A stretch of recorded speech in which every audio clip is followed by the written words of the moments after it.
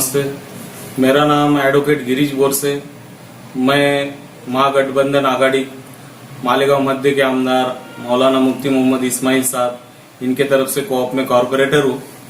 दीपावली की मालेगांव शहर के सभी हिंदू मुस्लिम भाइयों को बहुत बहुत मुबारकबाद देता हूँ।